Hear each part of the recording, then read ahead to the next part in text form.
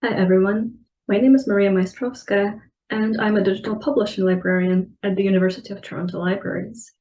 Today, I will be sharing some insights from my research into the barriers and opportunities in indexing of student-run journals that I have been conducting as part of my research leave. First of all, I define student journals as journals operated primarily by students. As we all know, getting included in indexes, databases, aggregators, and search engines is usually high on the priority list for academic journals, since those distribution channels bring both higher exposure and also certain metrics, the validity of which I'm not going to dwell on right now. But the same is not the case for student-run journals. Despite relatively high numbers, we have about 200 in Canada alone, you don't see many of them indexed alongside professional academic journals. So I asked myself, why is that? Is it because there are barriers on the indexes side that make it difficult or impossible for student journals to get in? Or is it because student journals don't think about those venues as discoverability channels for their content, or don't know enough about the opportunities to take advantage of them? So these are my main research questions, and as you can see, one looks at it from the perspective of indexes and the other from the perspective of student journal editors. And that's how I've structured my data collection as well. On the indexing side, I picked 8 indexes that represent a mix of commercial and non-commercial, subscription-based and open, global and local Canadian, and multidisciplinary and subject-specific. And I'm going to collectively refer to them as indexes, recognizing that it's a mix of directories and databases and the search engine too, just in the interest of brevity. I looked for their inclusion criteria for barriers for student journals, and I invited them to speak with me further about those, although not all of them accepted.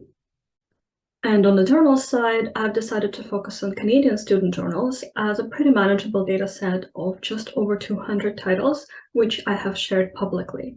I used this list to query the selected indexes to see how many and which journals are indexed and where.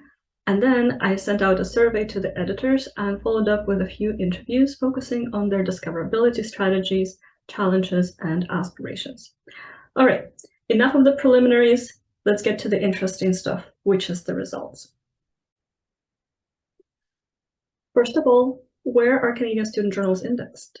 Here is a breakdown from my queries. If you're wondering why the numbers don't add up, that's because the same journals are indexed in more than one place. So we have a total of 30 journals out of 202, or 15% of Canadian student journals currently indexed in the above indexes. As you can see, at the top is Hein Online, which is a law index, and pretty much all law journals are there. It doesn't have a set of inclusion criteria per se, nor does it have an application process, so the barrier for entry seems pretty low. On the other end of the spectrum is another subject-specific index, Medline, where none of the medical or any Canadian student journals are currently indexed. Of these indexes, Érudit is the only one that does not accept student journals, even though it has an exception. It's a law journal, and we'll talk about that. And DOAJ is the only index that has a student-specific inclusion requirement. Student journals have to have 2 PhDs or equivalent on their advisory board.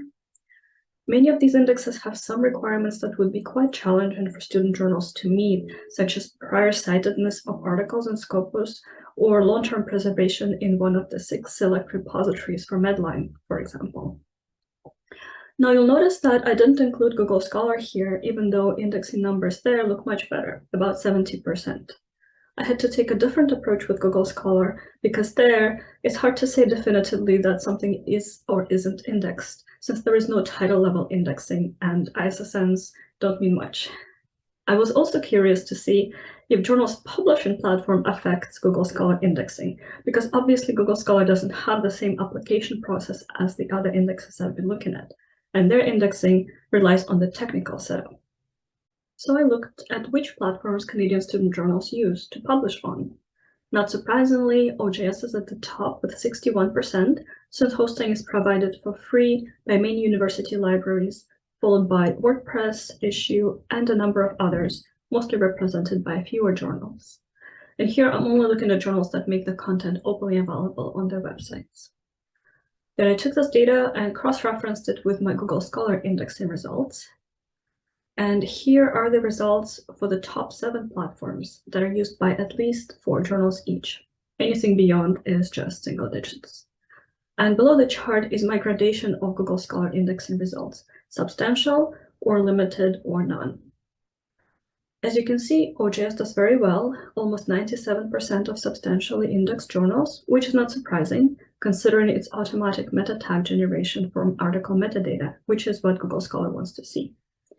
Even then, it's possible to use OJS in ways that hinder indexing, as evidenced by the 3% of limited and not indexed results combined for OJS journals.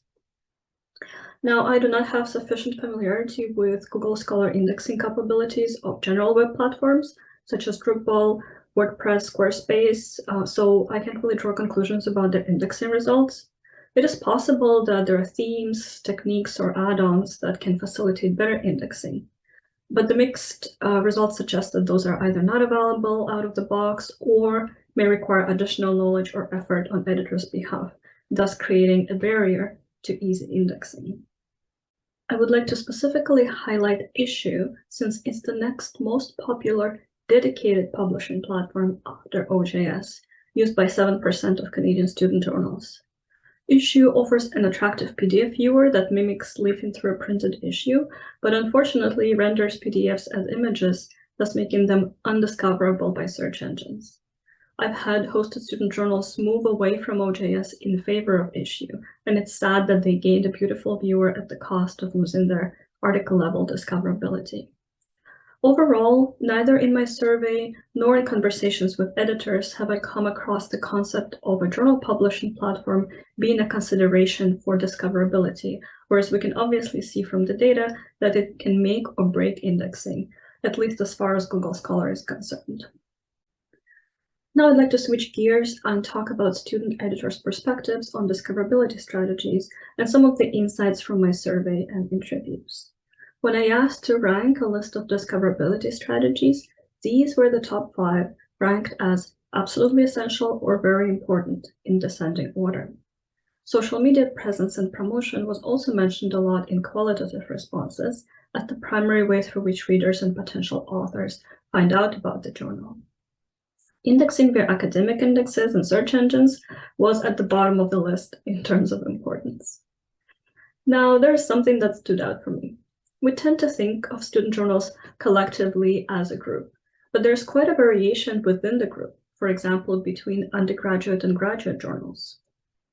For example, a higher proportion of undergraduates prioritized targeted promotion within the department and institution, as well as print copy distribution, compared to graduate journals. Whereas graduate journals prioritized getting included in indexes and search engines more so than undergrads, even though, as I said, across the board, these two distribution channels were rated pretty low. Graduate journals also tended to express more confidence in the quality of their publications and rigor of the peer review, and felt they would belong in academic indexes. Whereas more undergraduate journals felt that their main value is learning experience for student authors and editors, and they don't need indexes to reach the local audience, and that indexes are for quote-unquote real academic journals.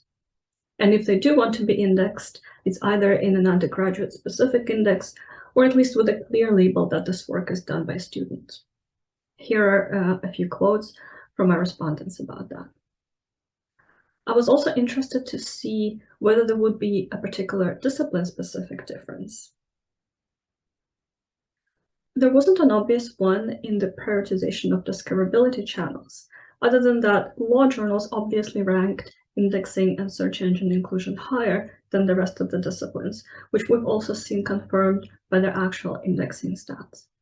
So what's so special about law journals? They're obviously in a category of their own. They are comparatively well indexed and even included by ROD, which otherwise doesn't accept student journals. Many law journals have a long-standing history and strong ties to and support from their departments. Despite being student-run, they operate a lot like professional journals. And one of the main differences, I think, is that they don't specifically focus on publishing student work, which sets them apart from many journals who focus on the educational experience and mentorship for their authors. Only 13% of my survey respondents accepted non-student work. So this perspective of not only who runs the journal, but also what does the journal publish was definitely a mental shift for me when thinking about factors that affect indexing. Overall, most editors admitted that they would like to be indexed and be more discoverable. In addition to the challenging indexing requirements that I have mentioned before, here are some of the challenges identified by student editors. Many expressed how confusing and unclear indexing requirements are and how even starting to look often felt like an insurmountable effort, and many just gave up right away. And honestly, as someone who has spent a lot of time looking at these requirements, even as a professional librarian, I do agree. The review process can be quite long, for example, up to 1 year for Scopus or Medline, which often exceeds the term of an editorial team. Plus, there is a long reapplication embargo if declined. So some editors I spoke with were hesitant to even get the process going since they weren't sure they could see it through. So it remained year after year a standing item that some future journal teams should take on.